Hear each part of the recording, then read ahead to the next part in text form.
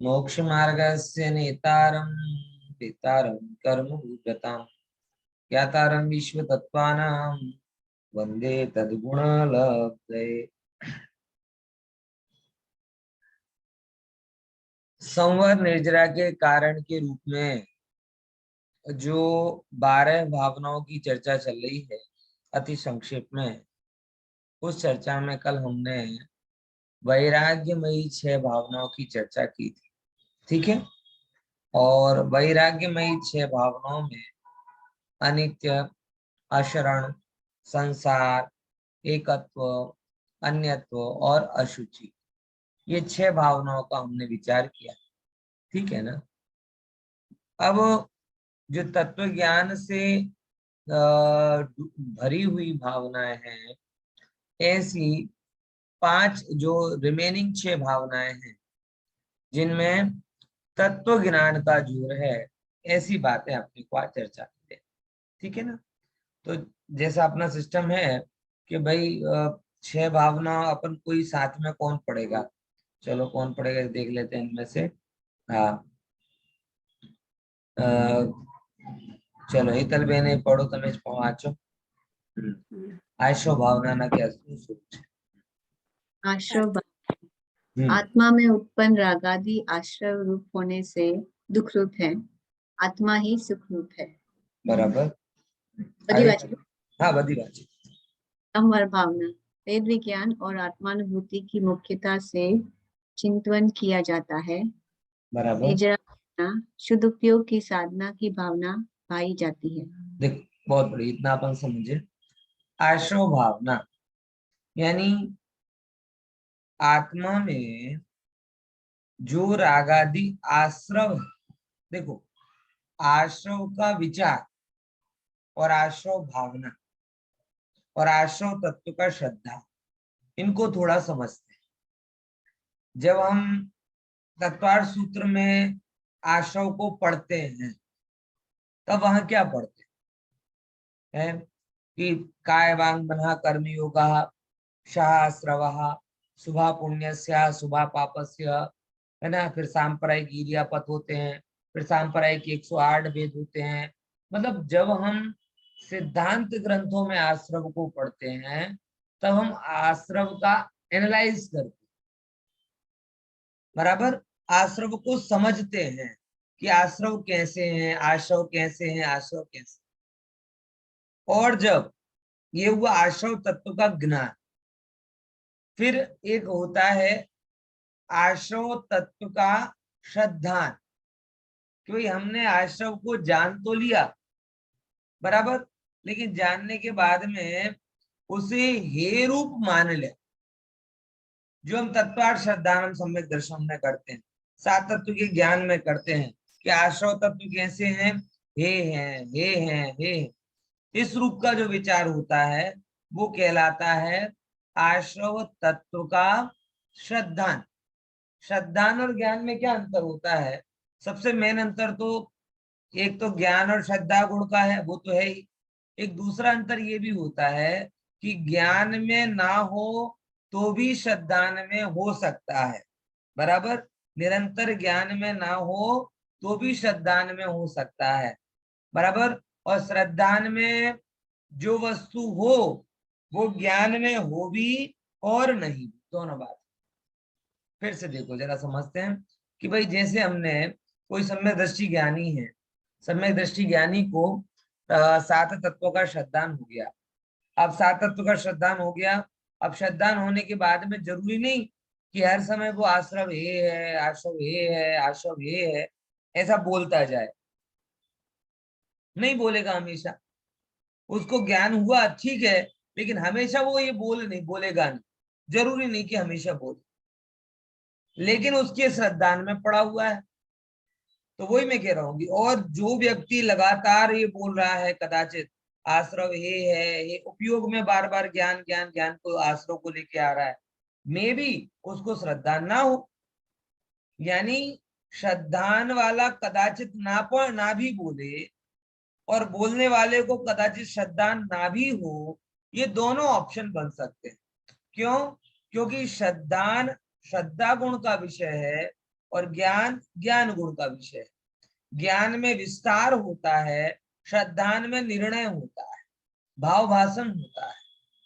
इसीलिए आश्रव तत्व का ज्ञान है और आश्रव तत्व का श्रद्धान दो अलग चीज है। ज्ञान के लिए हम तत्वार्थ सूत्र का 6वां अध्याय 7वां अध्याय पढ़ते हैं, और श्रद्धान के लिए केवल इतना काफी है कि ये आरागादि भाव आश्रव है और हे, इतना श्रद्धान के लिए काफी। फिर बोलते हैं साहब ये तो हो गया, अब आश्रव की भावना क्या है? बोले समझो, अब ये जो पीछे आपको चित्र में दिखाई दे रहा है ये ज्ञानी, ठीक है, ये ज्ञानी को आश्रव बुरा लग रहा है। अब बुरा लग रहा है क्योंकि श्रद्धान हो गया, लेकिन बुरा लगने पर भी छोड़ नहीं पा। ये लगभग वैसे ही है कि जैसे आप अपनी नौकरी से असंतुष्ट होते हो, मजा नहीं आता है, अपने जीवन से असंतुष्ट होते हो, मजा नहीं आता है, लेकिन आप छोड़ नहीं पाते, बराबर। और जब आप बार बार ये विचार कर रहे हो कि यार नौकरी में मजा नहीं आ रहा, नौकरी में मजा नहीं आ रहा, मजा नहीं आ रहा, मजा नहीं आ रहा, तो धीमे धीमे आपके अंदर में उसे छोड़ने का भाव प्रबल होता है। कोई भी व्यक्ति कोई जॉब छोड़ता है, कोई जगह छोड़ता है, कोई संबंध को छोड़ता है, तो उसके पीछे एक न एक भाव तो लगातार होता है। अचानक ही छोड़ दे ऐसा कुछ नहीं होता, एक भावनात्मक रूप में बारंबार वो चीज उसको हैम्परिंग करती है, ना ये ठीक नहीं है, ये ठीक नहीं, ये ठीक नहीं, मजा नहीं आ रहा, मजा नहीं आ रहा। तो धीरे धीरे वो एक समय ऐसा आता है कि जब उसके जोर बढ़ता है और वो उस चीज का त्याग करता है। तो आश्रव भावना जो है ना, वो आश्रव भावना जो संवर का कारण है, वो कैसी है कि सामान्य आश्रमों के ज्ञान रूप भी नहीं, ज्ञानी के श्रद्धान रूप भी नहीं, ये वैराग्य की वर्धक भावना कि सम्यक दृष्टि ज्ञानी को जब बहुत नश्वरता दिखाई देने लगती है, बारंबार संसार शरीर भोगों की, तब वो उनके प्रति विरक्त चित्त हो जाता, लगातार सोचता कि अब मैं इसे छोड़ूंगा छोड़ूंगा छोड़ूंगा, और फिर एक समय ऐसा आता है कि वो उन सारे आश्रमों को छोड़ देता है और मुनि व्रत अंगीकार करता है। तो सम्यक दृष्टि ज्ञानी आश्रमों का स्वरूप का विचार करके लगातार जो उसे छोड़ने की भावना करता है, वो आश्रव भावना के अंतर्गत आता है। तो ठीक है, तीनों बातें क्लियर हो गई। आश्रव तत्व का ज्ञान, आश्रव तत्व का श्रद्धान और आश्रव तत्व की भावना क्लियर हुआ। कौन कौन सी चीजें? आश्रव तत्व का ज्ञान, तत्वार्थ सूत्र 6वां 7वां अध्याय। आश्रव तत्व का श्रद्धान, आश्रव ये रूप है, ये गाथा। फिर आश्रव तत्व की भावना, बोले आश्रव तत्व की भावना इतनी है कि जिस ज्ञानी ने ये निर्णय कर लिया कि ये आश्रव मेरे नहीं है, पुनः पुनः उसे आश्रमों में रहना अच्छा नहीं लगता, उन्हें छोड़ना चाहता है, और ऐसा मन में उसके बारंबार भाव आता है, तब ये गृहस्थ ये मुनि बनने का अभ्यास करता रहता है। तो मुनि बनने के पहले और आत्मानुभवन के बाद में जो मुनि बनने की दशा तैयार होती है, उनमें ये आश्रव भावना का या 12 भावनाओं का जोरदार योगदान होता है। ठीक है, देखो अब आगे समझ। हाँ बोलो। આમાં આશ્રવ ભાવનામાં એમનું જ્ઞાન અને શ્રદ્ધા તો આવી જ જાય ને પછી મુનિ। હા, એ તો સ્વાભાવિક છે ને, સાચી ભાવના જેને હોય, જેને આત્માનું જ્ઞાન, હું સિમ્પલ કહું તમને कि आश्रव खोटा कोने लागશે? હજી આપણે તો બબડીએ છીએ, आश्रव हे छे આપણે શું કરીએ? બબડીએ છીએ, बड़बड़ाते हैं। एग्जैक्टली उसका भाव भाषण का है, ये कहते हैं मगर ये लगते हैं क्या? ये लगेंगे ही तब जब आश्रव से भिन्न आत्मा दिखाई देगा तब। बोलना तो कोई कुछ भी बोल दे, बोलने में तो मोक्ष उपादेय है, जीव उपादेय है, लेकिन वो अनुभव ज्ञानी को क्यों लगता है? क्योंकि ज्ञानी को वैसी आश्रव रहित निर्मल आत्मा का अनुभव हो, इसलिए जब वो ये कहता है, तब उसकी आत्मा की निर्मलता का जोर, बराबर। और हम जब कहते हैं तब हमारा कोई जोर ही नहीं, अथवा जोर है अधिकतम तो शास्त्र ज्ञान का जोर है, आत्मज्ञान के बल से, अनुभव के बल से तो हमने कभी निर्णय नहीं किया। बराबर। तो सच्ची भावना तो ज्ञानी भाता है और मुनि बनने के लिए भाता है। क्या बोला? कौन भाता और किसके लिए भाता है? सच्ची भावना ज्ञानी भाते हैं और मुनि बनने के लिए भाते। हम तो जो भावना भाते हैं वो थोड़ा वैराग्य प्रबल करके, थोड़ा तत्व ज्ञान लेकर ज्ञानी बने, वैरागी बने, वस्तु व्यवस्था को समझने वाले बने, इस पॉइंट ऑफ व्यू से हम भावना करते हैं। दोनों का अंतर होता है। बराबर ख्याल में आया? देखो, तो आश्रव भावना में सम्यक दर्शन और सम्यक ज्ञान तो शामिल होता है, और सही अर्थ में उनकी आश्रव भावना। ऐसे ही ये बात जो आश्रम में कही, वही बात संवर में लगाओ। संवर में क्या होता है?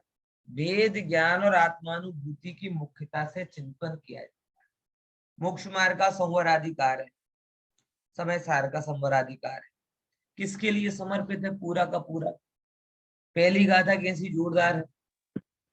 गो गो गो गो वो आदिसी नत्थी को भी गो है। उपयोग उपयोग में है, क्रोधादि क्रोधादि में है, क्रोधादि में उपयोग नहीं है, उपयोग में क्रोधादि नहीं। बताया, विचार करके। हाँ हाँ। तो ऐसे संवर भावना में शुद्धता की तरफ, वेद विज्ञान की तरफ और आत्मानुभूति की ओर से चिंतन किया जाता है। ठीक है ना? किसकी इसकी तरफ से? वेद विज्ञान की तरफ से, आत्मानुभूति की मुख्यता से। मतलब इन्हें जाना नहीं जाता, ऐसा वेद विज्ञान मुझे प्रकट हो, ऐसा भाव मन में आता। आत्मानुभूति ज्यादा देर मेरे अंदर में हो, ऐसा भाव मन में आता। बराबर। एक बार तो हो गया, अब बारंबार ऐसी दशा मुझे हो, लगातार ऐसी दशा मुझे हो, ऐसा भाव मन में आता। सेम निर्जरा में भी ये होता है कि इस संवर से पता तो चल गया कि आत्मा ऐसी होती है, लेकिन अब वो और बड़े ये बात मन में आई तो निर्जरा भाव, शुद्धोपयोग की प्रबलता। ज्ञानी नहीं सोचते होंगे, जैसे एक धनवान दो भाई हो, बराबर, एक लाखों कमाता हो और एक करोड़ों कमाता हो, बराबर। तो लखपति ये सोचता है कि मेरा भाई कितना लकी है, मैं करोड़पति बन गया, दिन के महीने के करोड़ों रुपए छाप रहा है, और मैं तो ऐसे क्या परचूरण। अब देखो, उसे लाखों रुपए परचूरण लग रहे। क्यों? क्योंकि करोड़ दिख रहा है। वैसे ज्ञानी को 15 दिन 6 महीने में आत्मानुभवन वो परचूरण लग रहा, और वो मुनिराज को देख रहा कि अपन कितने पापी हैं, बताओ 6 महीने तक मेल नहीं पढ़ पा रहा आपने, और वो कितने गजब। सिंपल बात कहूँ आपको कि जिस सेमेस्टर को पढ़ने में आपको 6 महीने लगे, और कोई व्यक्ति आए और 45 मिनट पढ़े और आपसे बेटर रिजल्ट लेकर आ जाए, विचार करके देखो आपको कैसा लगेगा? है एक लेक्चर में सेमेस्टर पास हो तो ऐसे, पर एवरेज तो वही आ रहा है। यहाँ ज्ञानी को 6 महीने में आत्मानुभवन हो रहा है, यानी और तो भी थर्ड ग्रेड, मतलब मांड मांड पास हो पा रहा। और मुनिराज को क्या हो रहा है? 6 महीने, एक लेक्चर, मतलब अंतर्मूर्त पढ़ते हैं और तुरंत क्या हो जाता है? टॉप क्लास अनुभव हो जाता है। तो बोलो, आपको ऐसे किसी विद्यार्थी के बनने की भावना क्यों नहीं होगी? मन में लगातार ये भाव क्यों नहीं आएगा कि बताओ तो जरा, हमें 6 महीने लग जाते हैं और वो अंतर्मूर्त में फर्स्ट क्लास पास हो जाते हैं। ज्ञानी कोई तृप्त होके नहीं बैठ जाता कि हो गया, आत्मकल्याण हो गया पूरा पूरा पूरा। अरे उसके अंदर में तो आत्मकल्याण, आत्मानुभवन होने के बाद में और धधस बढ़ जाती। उसे तो और ऐसा लगने लगता है कि बस अब तो पूर्णता के अलावा कुछ और स्वीकार ही नहीं। बात समझ में आ रही कि नहीं आ रही? है। इसीलिए इसीलिए वो निर्जरा भावना भरता है, शुद्धोपयोग को बढ़ाने की, लगातार बढ़ाने की। उसे अच्छा नहीं लगता घर गृहस्थी में जाना, उसे अच्छा नहीं लगता विषय भोगों में रमना, इसलिए और बढ़ाता है, और उसके कारण उसकी निर्जरा भावना। ठीक है, तो तीनों में क्लियर हो गया। तीनों में शुद्धता लक्ष्य चिंतन है। आश्रव भावना में अशुद्धता ना हो, संवर निर्जरा संवर भावना में शुद्धता हो और बढ़े। ये दोनों तीनों में यही बात यहाँ पर आती है। अब आगे का पढ़ते हैं, देखो क्लियर हुआ ना ये तीनों। अति संक्षेप में तो ऐसे ही होगा, बाकी विस्तार तो बाद में आएगा। चलो पढ़ो, आगे का पढ़ो। लोक भावना। अनादि अनंत स्वयं प्रतिष्ठित लोक में हम अनादि काल से अनंत दुख उठा रहे हैं। बोधि दुर्लभ भावना। लोक में सब संयोग तो अनंत बार हुए, पर एक रत्नत्रय दुर्लभ है। धर्म भावना। रत्नत्रय की आराधना ही मनुष्य भव का सार है। देखो ऐसे तो देखा जाए भावनाओं का चिंतन बहुत बड़ा है, लेकिन ये तो एक एक लाइन में एक एक पॉइंट लेकर चल रहा है। पहले नंबर लोक भावना में कौन सा पॉइंट लिया? बोले अनादि अनंत स्वयं प्रतिष्ठित लोक में हम। कैसा लोक? जो अनादि अनंत है और कैसा है? स्वयं प्रतिष्ठित है। बराबर, गजब है ना। ये मंदिर में जो प्रतिमाएं हैं वो प्रतिमा पंच कल्याणकों में प्रतिष्ठित है और प्रतिष्ठाचार्यों के द्वारा प्रतिष्ठित कराई जाती है। लेकिन ये लोक है ना, लोक, ये अनादि का प्रतिष्ठित है और किसी प्रतिष्ठाचार्य ने इसकी प्रतिष्ठा कराई भी।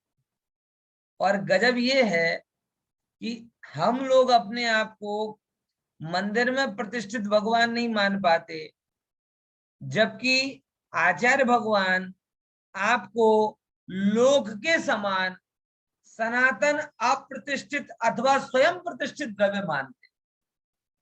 इसको समझो कि हमें तो सिखाना पड़ता है, क्योंकि जैसे भगवान है वैसा मैं हूं। अरे जैसे भगवान नहीं, मंदिर में जाकर जो भगवान है थोड़ा उसको समझना कि वैसा मैं नहीं, क्योंकि उनको तो किसी ने प्रतिष्ठित किया है।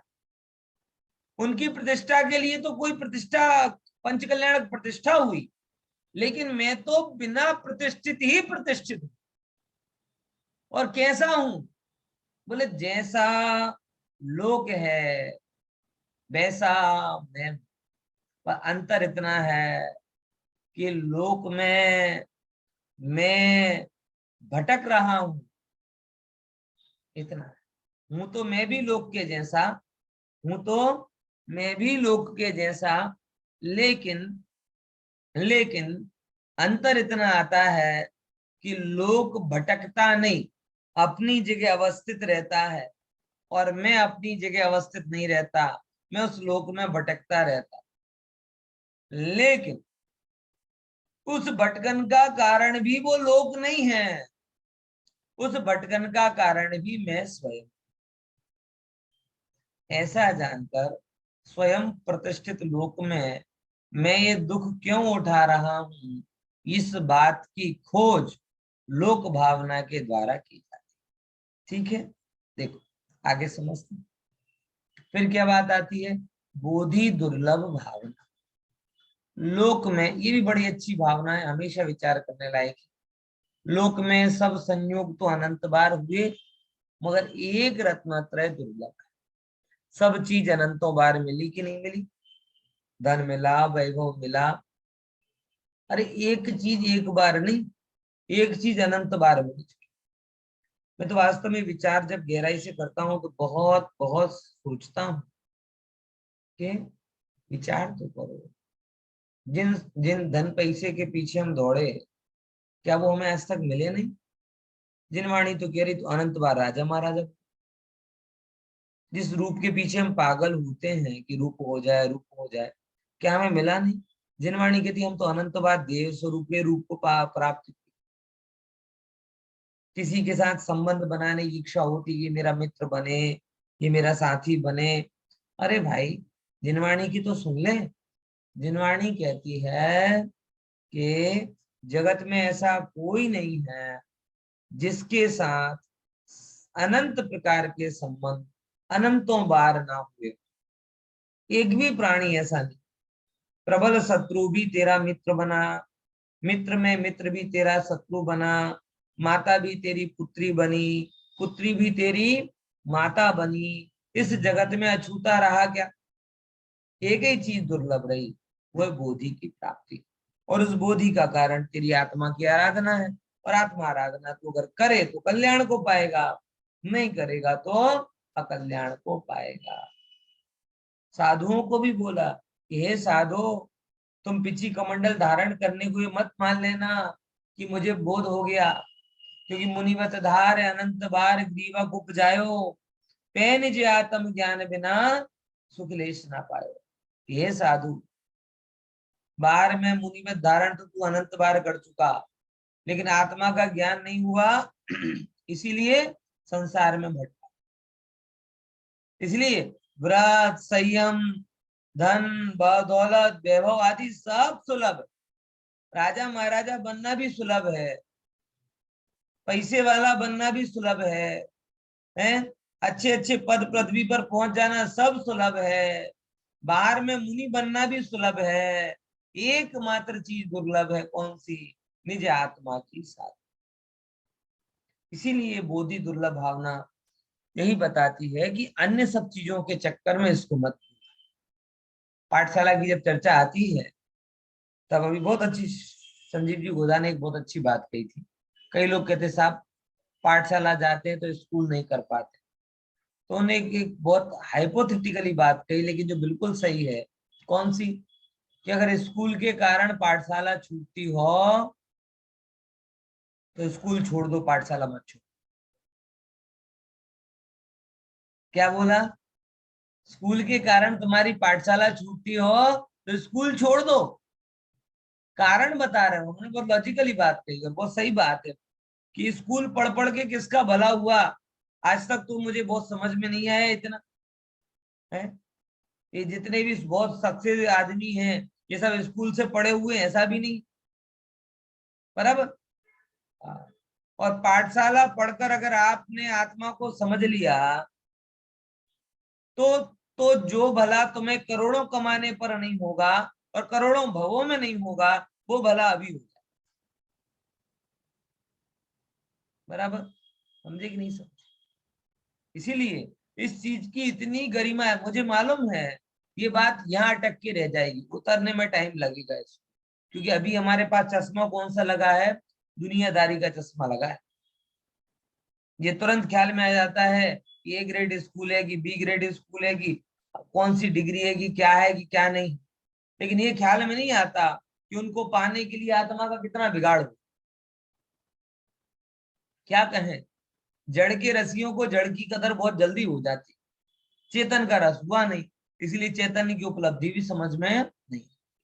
तो बोधि दुर्लभ भावना यही बताती है कि जड़ पदार्थ का संयोग अनंतों बार हुआ सुलभ है, लेकिन एकमात्र रत्नत्रय। धर्म भावना क्या बताती? रत्नत्रय की आराधना ही मनुष्य मोह का सार है। कि अगर आपको कोई एक काम चॉइस किया जाए कि जिंदगी में क्या करना, बराबर। जैसे अपने कई बार बच्चों से पूछते, बेटा मोटो थईने शू करशे? एक प्रसिद्ध प्रश्न है, तो एक ही उत्तर होना चाहिए, मोटो थईने नहीं, અત્યારે પણ, કાલે પણ, મોટો થઈને પણ, આ ભાવમાં પણ, અને આ ભાવમાં નહીં થયો તો દરેક ભાવમાં એક જ કામ કરવું છે. કયું? રત્નત્રય સ્વભાવી આત્માની. આપણી જોબ પ્રોફાઇલ સીમિત છે, કઈ બહુ ડાયરેક્શન ડાયવર્ઝન જ નથી. ખ્યાલમાં આવે? ત્રણ વસ્તુ છે, મોહ, રાગ, દ્વેષ. એ ત્રણ શત્રુ છે અને ત્રણ સાધન છે. સિમ્પલ જોબ પ્રોફાઇલમાં કહીએ તો શું છે આપણું? ત્રણની ટીમ છે. કયા ત્રણ? બોલે સામેની ટીમમાં છે ત્રણ, મોહ, મિથ્યાત્વ, રાગ અને દ્વેષ. મિથ્યા દર્શન, મિથ્યા જ્ઞાન, મિથ્યાચાર. અને આ બાજુ ટીમમાં છે રત્નત્રય, સમ્યક દર્શન, સમ્યક જ્ઞાન, સમ્યક ચાર. તો આ ત્રણને જીતાડવું છે, આ ત્રણને પાછળ છોડવું છે. સિમ્પલ. એમાં કોઈ કોમ્પ્લેક્સિટી છે જ નહીં. ખ્યાલમાં આવે છે કે નહીં? એટલે ગોલ છે ને, ગોલ બિલકુલ સિમ્પલ, એકદમ ક્લિયર, ટ્રાન્સપરન્ટ હોવું જોઈએ. આપણું બીજું કોઈ કામ જ નથી. દરેક પર્યાયમાં રત્નત્રયના બલથી મોહ રાગ દેશનો અભાવ કરવું છે. બોલો શું કરવું છે? દરેક પર્યાયમાં શેના બલથી? રત્નત્રયના બલથી મોહ રાગ દેશનો અભાવ કરવું છે. એ સિવાય બીજી કોઈ આપણી જોબ પ્રોફાઇલ છે જ નહીં, એમ સમજી લેવાનું. ખ્યાલમાં આવે છે? હા, દેખો આગળ વધીએ. અહીંયા તો એ થયો આપણું. હવે हाँ परिचय है, एक प्रश्न वाचो शीतलबेन। परिचय एवं धर्मों के माध्यम में अनुप्रेक्षा का कथन किस लिए किया है? बराबर। अनुप्रेक्षाओं का चिंतन करने वाला ही उत्तम क्षमा आदि धर्मों का पालन करता है। बराबर। और परिचयों को जीतने के लिए उत्साहित होता है। अतः धर्म और परिचय जय के मध्य में अनित्यादि भावनाओं का उल्लेख किया है। बराबर। ये लगभग वैसा ही प्रश्न है कि 10th और डिग्री के बीच में डिप्लोमा क्यों किया जाता है? कई बार होता है ना, 10th के बाद में और डिग्री के पहले बच्चे क्या कर लेते हैं? डिप्लोमा कर लेते हैं या हायर सेकेंडरी। क्यों किया जाता है? बोले कि जो उच्च शिक्षण में जाना चाहता है, अगर वो उसके लिए उच्चतर माध्यमिक शिक्षण अच्छा होगा तो उसकी उच्च हायर एजुकेशन बढ़िया हो जाएगी। तो माध्यमिक शिक्षण और हायर शिक्षण के बीच में कौन सा जाता है? उच्चतर माध्यमिक, बराबर, हायर सेकेंडरी जिसे बोलते हैं। एक तरफ से हायर भी है और एक तरफ से सेकेंडरी पर, ऐसे। तो धर्म और परिचय जय के बीच में अनुप्रेक्षा लेकर आए। क्यों लेकर आए? क्यों? क्योंकि जिसे अनुप्रेक्षा का ज्ञान है, जिसे किसका ज्ञान है? अनुप्रेक्षा का ज्ञान है, वही 10 धर्म का पालन कर पाए। देखो, अगर आपके मन में अनित्य भावना चल रही है तो क्रोध आपको परेशान करके जाएगा क्या?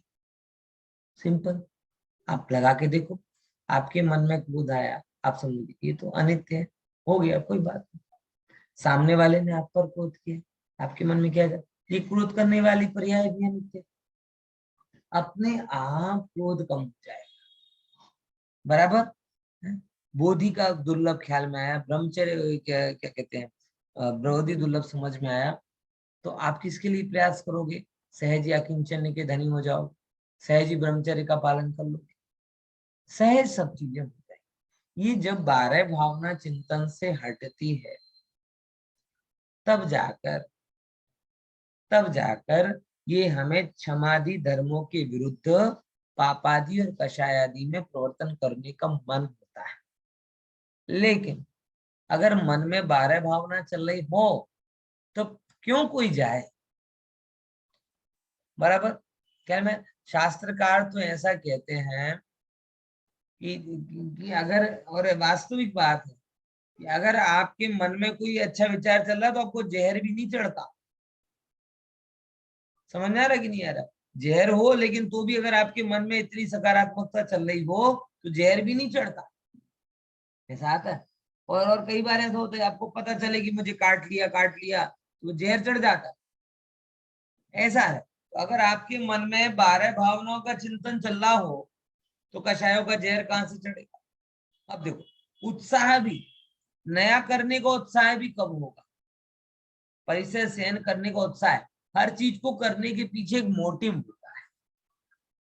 अगर आपके सामने मोटिव नहीं है तो वो आप काम नहीं कर पाओगे। काम करोगे भी तो बेमन से करोगे, पॉजिटिवली, और उसका जो अंतर रिजल्ट आना चाहिए वैसा नहीं कर पाओगे। ऐसे यहाँ पर होता है कि अगर आपने परिचय सहन भी कर लिए तो जगह माड़ी मचोड़ी ने कर लीधा, पर मन में ये भाव नहीं आवश्यक कि भाई ठीक है, आज जितने भी द्रव्यलिंगी साधु हैं वो अगर थोड़े ठीक ठाक है तो परिचय तो सहन करते, लेकिन अंतर क्या होता है कि जिस आनंद के साथ में सहन करना चाहिए ऐसा नहीं करते।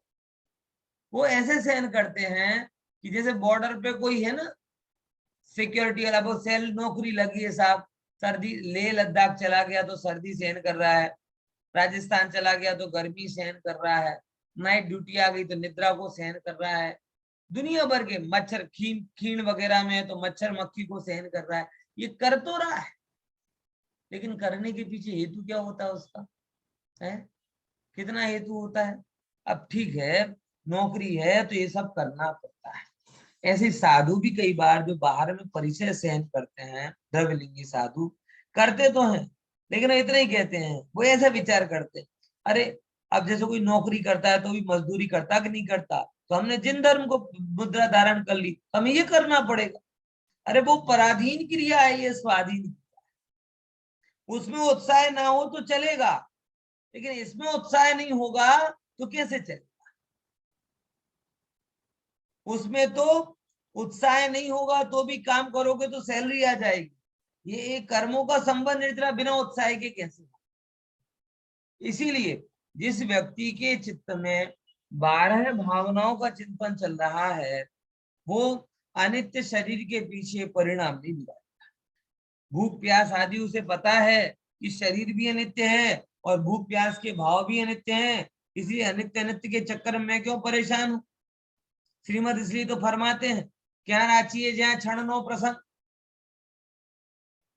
बराबर, कोई कोई विचार मन में आ गया कि ये कर दूं वो कर दूं, ज्ञानी क्या विचार करता, अरे ये भी क्षण के भैया, इसमें मेरा क्या भला। समझ में आया, ख्याल में आया कि नहीं।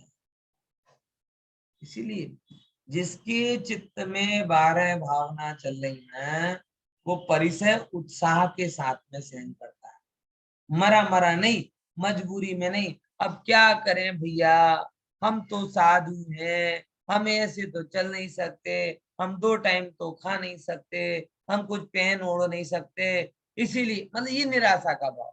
अरे हमें कुछ खाने पीने की जरूरत नहीं, क्योंकि हमने अपना विकास कर लिया, ये भाव मन में आना चाहिए। हाँ, देखो मुझे नहीं समझे।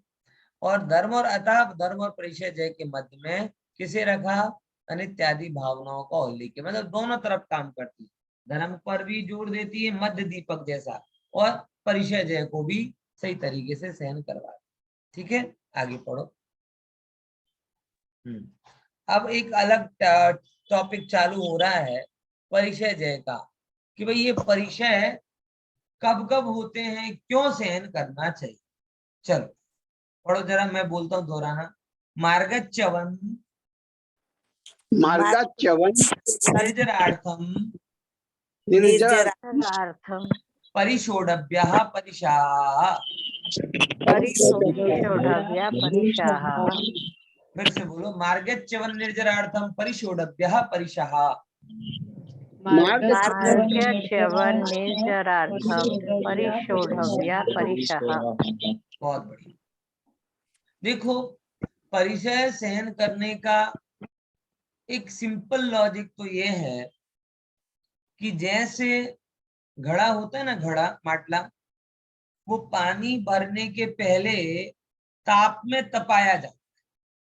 क्यों तपाया जाता दिनेश भाई? माटले को पानी भरने के पहले ताप में तपाया क्यों जाता? पक्का करने के लिए। पक्का करना क्यों जरूरी है? टूट ना जाए। कच्चे घड़े में पानी भरोगे तो उसमें धारण करने की क्षमता नहीं, समझे कि नहीं समझे। और वही घड़ा जब आंच में पक जाता है, तब उसके अंदर कितना भी पानी भरो, पानी बाहर भी नहीं निकलता और ठंडा भी हो जाता। और कच्चा घड़ा होता है तो वो उसके अंदर पानी भरो तो पूरा पानी बाहर निकल जाए। आचार्य यही कहते हैं, बड़ा मनोविज्ञान है। आचार्य ये सिखाना चाहते, देखो भैया जी, खासकर अपने मोक्षों के लिए तर्क है ये। बहुत सारे बोलते कि भाई ठीक है, हम तो आत्मा है, शरीर है ही नहीं है, उपवास तो हम शरीर की क्रिया तो हम कर सकते नहीं, तो वैसे भी हमें उपवास पसंद आते नहीं थे, एकासन पसंद आते नहीं थे, सर्दी गर्मी सहन नहीं होती थी, जरा सी भूख लगे तो सारा तत्व ज्ञान कूड़े में चला जाए, जरा सी सर्दी हो तो पूरा तत्व ज्ञान कोने में चला जाए। जरा सी गर्मी सहन नहीं होती, जरा सी भूख सहन नहीं होती, जरा सा रोग सहन नहीं होता, ऐसा तड़पड़ाता है कि जैसे जलविन मछली। और जब उसको बोला जाए कि भाई ऐसे क्यों तड़पते हो, तो फिर कहते हैं देखो हम क्या तड़प रहे, वो तो पुद्गल की क्रिया पुद्गल में हो रही, आत्मा का थोड़ी उसमें कोई संबंध। भाई ये जैन धर्म की मर्यादा नहीं। आचार्यों को पता है कि पुद्गल पुद्गल में है, जीव जीव में है, लेकिन आचार्यों को अपने पुरुषार्थ की भी खबर है कि अगर ये जीव और पुद्गल दोनों भिन्न भिन्न है, लेकिन अगर ये दोनों साथ में चल रहे हैं ना, दोनों साथ में चल रहे हैं, तो जो बलवान होगा वो दूसरे को खींच लेगा। सरल भाषा में कहें, क्या बोला, दो जो बलवान होगा उसका क्या हो जाए, रस्साकसी प्रतियोगिता होती ना, तो आत्मबल मजबूत होगा तो इंद्रियों का बल क्षीण हो जाएगा, और इंद्रियों का बल मजबूत होगा आत्मबल क्षीण हो जाएगा। आत्मबल प्रबल होगा तो मोक्ष मार्ग में सरपट दौड़ेगा, और इंद्रियों का बल प्रकट होगा तो संसार मार्ग में दौड़ेगा। सीधी गणित है। इसलिए मजबूत किसे करना है? बोलो, विचार करके देखो। भारत पाकिस्तान की सेना को मजबूत करेगा, हथियार लाएगा है कि भारत के सैनिकों को देगा? बताओ किसको मजबूत करेगा? भारत अगर आज विचार करके देखो, नरेंद्र मोदी 1000 तोपों का कॉन्ट्रैक्ट करे साइन, किसी को तकलीफ नहीं होगी, लेकिन उनमें से एक है कि 500 तोपें पाकिस्तान के लिए दी जाएगी, 1000 नहीं 500। तो जैसे ही ये खबर लीक हो जाएगी, दावे के साथ कह रहा हूं कि अगले 1 महीने में उसे अपने पद से इस्तीफा देना। क्यों? वो कहे नहीं नहीं, हम तो सब बराबरी का मुकाबला करना चाहते हैं, इसलिए आधी तोपें पाकिस्तान को ट्रांसफर कर दी, बराबरी का मुकाबला करने। अरे मूर्ख, जब वो हार रहा है तो उसे मजबूत करने, बराबर करने की जरूरत क्या है? ऐसे ही होगा ना। अगर लेना है, तोप लेना है तो भारत के लिए लो, रॉकेट लेना है, मिसाइल लेना है तो भारत के लिए लो, पाकिस्तान के लिए थोड़ी लेना। देखो, ये भारत और पाकिस्तान तो नए नए हैं, और इनकी मित्रता शत्रुता जो भी है ना, वो भी नई नई है, इनकी अलग पहचान भी नई नई है, लेकिन जड़ और चेतन की पहचान तो अनादि से भिन्न भिन्न, ये किसी ने बनाई नहीं। तो भारत और पाकिस्तान तो पहले एक थे, और भविष्य में भी शायद एक हो जाए, लेकिन जड़ और चेतन तो पहले भी एक नहीं थे, और भविष्य में भी कभी एक नहीं। तो अगर भारत का पाकिस्तान के लिए हथियार खरीदना अपराध है, तो आत्मा का शरीर के प्रति सुख सामग्रियां इकट्ठा करना उससे बड़ा अपराध, क्योंकि वो तो किसी अंश में मिल भी सकते हैं, लेकिन ये किसी अंश में मिल सकता, बराबर ख्याल में है। तो वही बात मैं कह रहा हूं कि मजबूत करना तो किसको करना था? एक तो आत्मा का बल है और एक इंद्रियों का बल है। किसे मजबूत करना था? किसके लिए तोप लानी थी? किसके लिए मिसाइल लानी थी? आत्मा के लिए लानी थी। हम लाते किसके लिए? इसके लिए समझना है कि परिचय सहन करना जरूरी, किसके कारण? आत्मबल के कारण। हम बार बार शरीर के इतने सुखिया बुद्धि, और होता है जितनी ज्यादा सुखिया बुद्धि हो जाए उतना होता है। एक बार आप 3rd AC में आए, अगर आपको कर लो आपको स्लीपर क्लास खराब लगने लगी, एक बार आप 1st क्लास AC में जाओ आपको 3rd AC खराब लगने लगेगा, एक बार 4G यूज करो आपको 3G खराब लगने लगेगा, एक बार बंगले में रह लो आपको फ्लैट खराब लगने लगेगा, एक बार आप प्राइवेट व्हीकल से जाने लगो आपको पब्लिक व्हीकल खराब लगने लगेगा, एक बार अच्छा भोजन कर लो आपको दाल रोटी सब्जी खराब लगने लगेगी। मुनियाज क्या कर, मुनियाज को एक एक बार के चक्कर पड़ते। एक दिन राजा के यहाँ 56 भोग, दूसरे दिन अंजना चंदन वाला के यहाँ पे खो दो, दोनों को समान भाव से लिया महावीर भगवान। एक दिन राजमहल में आहार हो गया, दूसरे झोपड़ी में आहार हो गया। एक दिन चक्रवर्ती वंदना करने आए लाव लश्कर के साथ में, दूसरे दिन जंगल में अकेले। क्या करते हैं मुनिराज?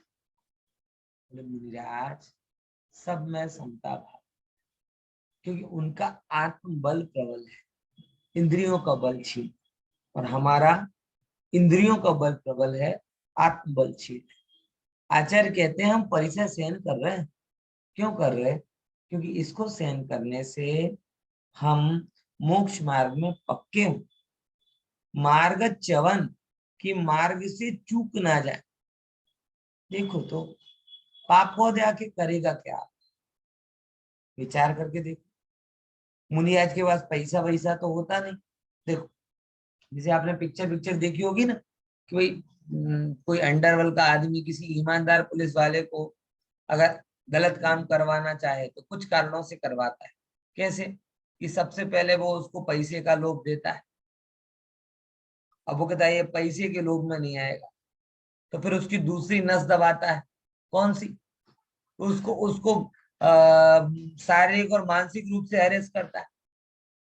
उसमें भी वो ना झुके तो फिर वो तीसरे नंबर का उपाय करता है कि जिनके प्रति प्रेम करता है ना, ऐसे लोगों के ऊपर वो टॉर्चर करता है। देखा होगा ना बॉलीवुड फिल्मों का तो फिक्स फॉर्मूला है कैसा कि विलन होएगा तो क्या करेगा, पहले पैसे से खरीदेगा, पैसे में बात नहीं हुई तो मेंटली और फिजिकली अरेस्ट करेगा, और उसमें भी अगर उसने सरेंडर नहीं किया तो किसको करेगा? वो परिवार। अब मैं आपको पूछता हूँ, जैसे वो अंडरवर्ल्ड के डॉन को हैरान करने के लिए कुछ ना कुछ तो चाहिए ना, ऐसे ये कर्म के डॉन है ना, इनको आत्मा को हैरान करने के लिए कुछ तो चाहिए, चाहिए कि नहीं चाहिए बताओ? तो वो कर्म क्या करेंगे? कभी आपके भूख के रूप में आएंगे। आप देखो मुनियाज के पास पैसा है नहीं तो उसमें हैरान नहीं कर सकते, परिवार नहीं उसमें हैरान नहीं कर सकते, अब बचा अकेला शरीर, मिनिमम उतना तो होगा ही होगा। तो जो भी करते हैं फिर थोड़ा थोड़ा शरीर में करते हैं।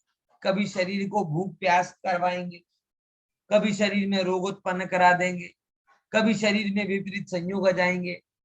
ऐसे करके जो पुरकत कर्म के उदय हैं वो खिरते हैं। वो कर्म उदय में आएंगे तो कैसे खिरेंगे, प्रश्न ये है मेरा। कोई ना कोई रूप में तो आएंगे ना। तो मुनियाज कहते उन्हें पता है, मतलब कितने होशियार है मुनियाज, उन्हें पता है कि कर्म आएगा तो इस टाइप से उदय में आएगा। कर्म आएगा तो क्या करेगा? इस टाइप से उदय में आएगा। तो पहले से ही प्रिपेयर हो जाते कि भूख के रूप में आए तो हम पहले क्षुधा परिषद जय के धनी हो जाते, जिसके कारण कर्म की उदय से ज्यादा भूख लगने लगे तो भी हमारी साधना ना छूटे। बराबर ख्याल में आया कि नहीं है? समझे कि नहीं समझे? जैसे किसी को कोई स्पोर्ट एक्टिविटी में भाग लेना हो तो उसी दिन नहीं करता, वो महीने भर पहले से दौड़ना चालू कर देता है। करता कि नहीं करता? क्यों? क्योंकि दौड़ेगा, स्टेमिना बढ़ेगा तो उस दिन दौड़ पाएगा ना। ऐसा थोड़ी होगी अचानक चालू कर। शिखर जी की यात्रा किसी को करने जाना है ना, तो मैंने देखा है लोगों को महीने महीने पहले से वॉकिंग चालू कर देते। बोले क्यों? बोले महीने भर से वॉक तो वहां यात्रा कर पाएंगे। सही बात है, गलत नहीं। तो मुनि आज भी कह रहे कि उन्हें पता है कि अब शरीर के मतलब पैसे के रूप में कर्म का उदय नहीं आएगा, परिवार के रूप में कर्म का उदय नहीं आएगा, अब जो भी आएगा शरीर के संबंध में इन्हीं रूपों में आएगा। तो हम अपना स्टेमिना थोड़ा बढ़ाएं।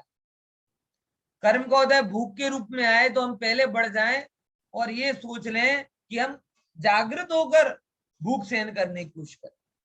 कर्म का उदय प्यास के रूप में आए तो मुनिया ये सोचते हैं कि मैं पहले से ही जागृत होकर क्या करूं, आत्मबल से प्यास को सहन करूं। सर्दी गर्मी के रूप में आए तो मैं स्वयं सर्दी गर्मी को सहन करूं, है ना। तो ये मुनिराज की परिचय है, मतलब मॉक ड्रिल है। किसकी ड्रिल है? Mock drill.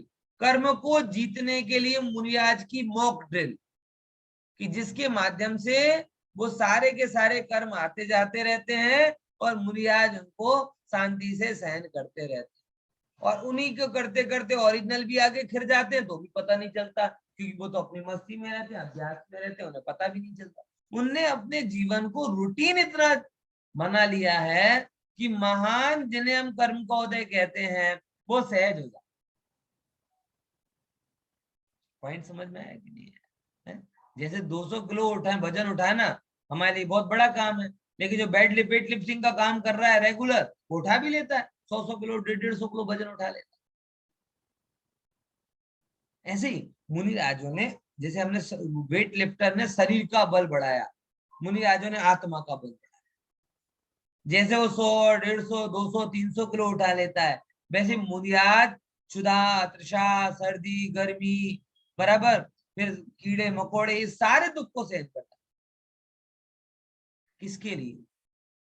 मार्ग से च्युत ना हो, पक्के बने रहे इसके लिए, और कर्म आके खिर जाए इसकी। क्योंकि कर्म जो पूर्व के बंधे वो आएंगे किस रूप में? ऐसे ही तो आएंगे ना, और कैसे?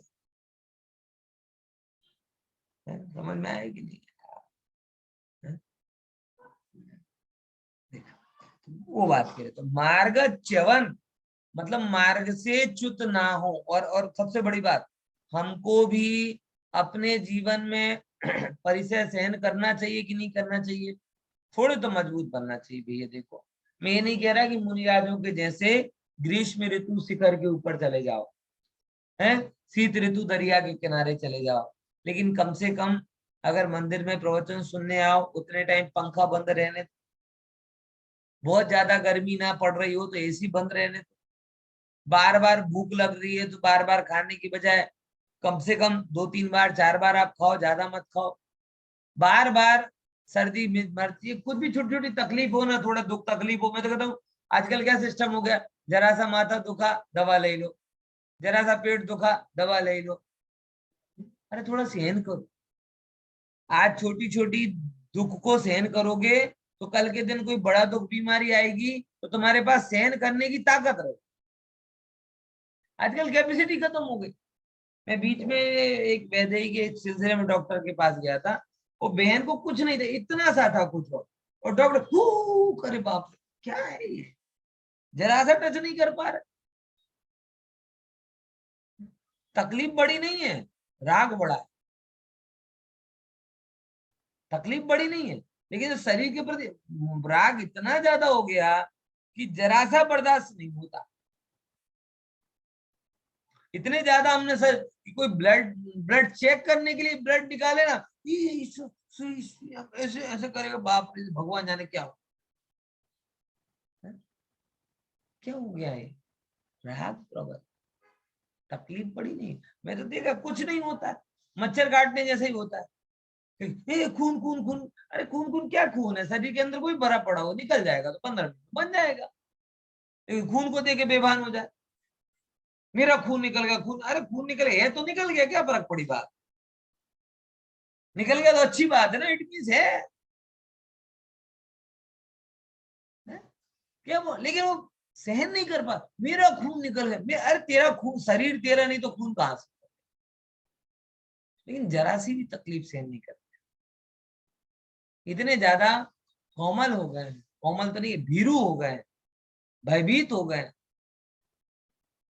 जरा सी प्रतिकूलता सहन नहीं करता। हर जगह जरा सा अपमान सहन नहीं होता, जरा सा क्रोध सहन नहीं होता।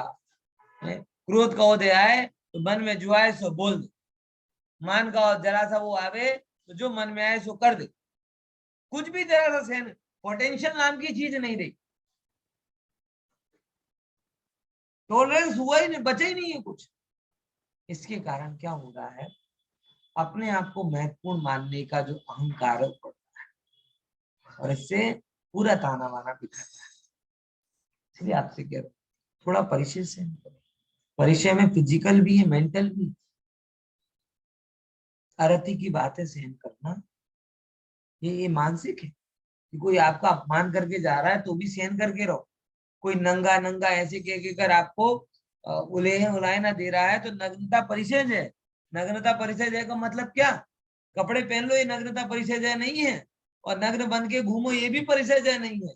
कोई नग्न है ये कहकर आपका अपमान उड़ाए तो भी आपको उसके बारे में खेद खिन्न नहीं होना, ये नग्नता परिचय।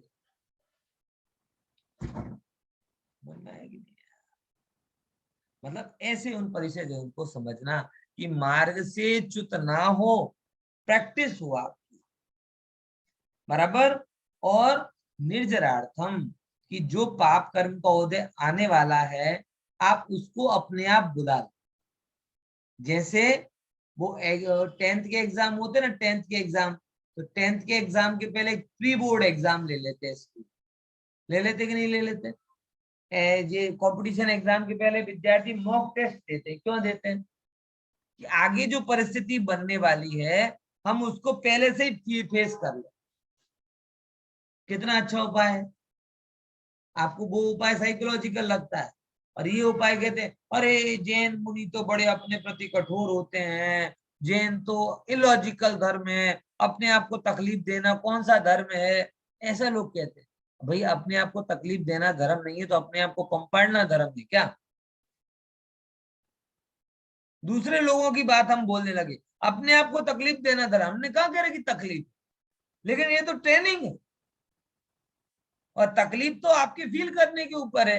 हर नए काम में तकलीफ होती है? आज आज सीधी लाइन खींचते हैं ना, ये भी सीधी लाइन बड़ी तकलीफ से सीखी थी। अभी वेदांश का वही चल रहा है, नर्सरी में स्लीपिंग लाइन सिखा रहा है उसको, 3 दिन से लगा रहा है।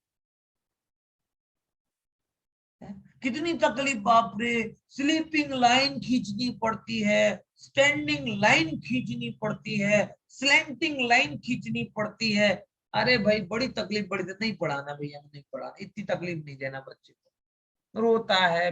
अच्छा लौकिक लाभ के लिए तो 6 बजे 5 बजे उठ के दौड़ दौड़ के जाओगे, और धर्म के नाम पे जरा सी बात कहेंगे भैया अभ्यास करो सुधो, अरे अपने आप को तकलीफ देना कौन सा धर्म? तो अगर अपने आप को तकलीफ देना धर्म नहीं है तो जिन जिन कारण से आप परेशान हो वो सब छोड़ दो। दुकान धंधा पानी घर वैभव परिग्रह सब छोड़ दो, सब तकलीफ देते। तो फिर कहते हो ना ना एना वगर थोड़ी चाल है, तो आना वगर केम चाल? એટલા માટે ये जो वन साइडेड देहा की क्रियाओं के प्रति अरुचि उत्पन्न हो गई ना, ये लगभग वन साइडेड और मैं तो मोह में डूबा हुआ निर्णय। आप उसके पॉजिटिव पॉइंट को समझो। फिजिकल क्रिया धर्म का जो आचरण वाला पक्ष है वो ट्रेनिंग सेशन है, उसको करने से आप मैच जीत नहीं जाओगे, लेकिन रेड कार्ड भी आपको नहीं मिलेगा। समझ में आया? ख्याल में आया कि नहीं? मतलब समझ ना, फुटबॉल का गेम, ये तलबन ख्याल में आ गया, इन सबको ख्याल में आ गया। क्या होता है कि मैच में जीतने के लिए मैच में डटे रहना जरूरी, ये जरूरी है कि नहीं? अगर आप मैच में डटे ही नहीं रहोगे तो जीतने का प्रश्न ही खत्म हो जाएगा। तो अगर आप फिजिकली रूप से नहीं जुड़ोगे, जरा से पाप के उदय को सहन नहीं कर पाओगे, तो कर्म आपको रेड कार्ड बता देगा, बाहर का रास्ता ना आपको, तो मैच ही खत्म हो गया, तो जीतने का प्रश्न कहां से रहेगा? तो परिचय जो है क्या सिखा रहा है कि कम से कम आप मैच खेल सके, इतनी तैयारी आपकी है। इसका ये मतलब नहीं कतई कि आप जीत जाओगे, क्या जीत गए। फिजिकल क्रिया करने का मतलब ये नहीं भूखे प्यासे रहने से आपने मोक्ष पा लिया, लेकिन भूख प्यास सर्दी गर्मी सहन करने से मोक्ष मार्ग में टिके रहने की ताकत, और उस ताकत से आप आगे बढ़ सकते। अगर आप उसका एकदम वन साइडेड निषेध करते जाओगे तो आत्मबल एकदम कमजोर हो जाएगा और इंद्रियों का बल मजबूत हो जाएगा, और जिसकी इंद्रियों का बल मजबूत है उसका संसार प्रबल होगा। कमजोर आत्मा मोक्ष मार्ग में कैसे बढ़ेगी? एक मच्छर के कारण जो स्वाध्याय ना कर पा रहा है, सीधी सी बात है, एक मच्छर के कारण जो स्वाध्याय नहीं, माथे के दुखावे के कारण जो स्वाध्याय नहीं कर पा रहे हो, हम कैसे अपेक्षा रख लें कि श्यालनी उनके तन को खाए और वो बैठे रहेंगे ध्यान में, है? आग लगा दे और बैठे रहेंगे ध्यान में, कैसे अपेक्षा रख लें? जो सर्दी जुकाम नहीं सहन कर पाते हो वो कैंसर की वेदना कैसे सहन करें? जो अनुकूलता में तत्व को नहीं सुन पाते हो तो प्रतिकूलता में कैसे सुन? इसीलिए परिसरों के मनोविज्ञान को आप समझो।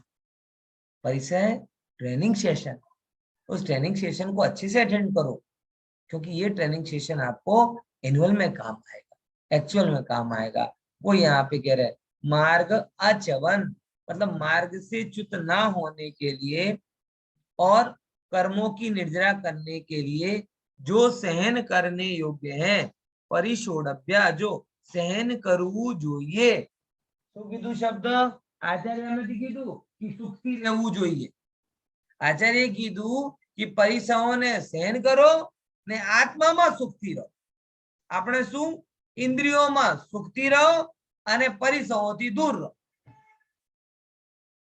આના ચાર परिशोधव्या, थोड़ी टेव पाड़ो। एकदम ये नहीं कह रहे कि टूट के कर लो, लेकिन धीमे धीमे थोड़ा तो शुरू करो, आत्मबल मजबूत करो। तो वो क्या कहलाते हैं? परिचय कहलाते हैं। ठीक है ना? देखो इसको समझते हैं जरा। पढ़ो इसको, कर्मागम। बोलो जरा इसको पढ़ो फटाफट। कर्मागम द्वार को रोकने वाले संवर रूप जिनेन्द्र कथित मार्ग से च्युत न हो जाए, इसके पूर्व ही परिशह पर विजय प्राप्त की जाती है, अथवा कर्मों की निर्जरा के लिए जो सहन की जावे वह परिचय जय कहलाती है। बहुत बढ़िया की सिंपल वस्तु है। कर्मागम द्वार को रोकने वाला, जिस भावों से कर्मों का आगमन होता है, ऐसे उन आश्रवों को रोकने वाले भाव को संवर कहते हैं। बराबर। और जिनेन्द्र भगवान कथित क्या कहते हैं? मार्ग से च्युत ना हो जाओ आप। मैंने बोला रेड कार्ड ना हो, रेड कार्ड ना मिल जाए आपको, इतनी सावधानी रहो। अथवा जो पाप कर्म के रूप में कर्मों का उदय आने वाला है, उसको सहन करने की क्षमता बढ़ा दो। इन कारणों से परिचय जय को अपने जैन धर्म में सहन करने की बात कही जाती है। श्रावक को श्रावक के अनुसार, मुनि को मुनि के अनुसार यथा योग्य ये दुख आदि परिचय है सहजता के साथ में सहने की आदत थोड़ी थोड़ी डालनी चाहिए। इससे आपका आत्मबल मजबूत होता है। विशेष चर्चा पर। जय जिनेन्द्र। जय जिनेन्द्र।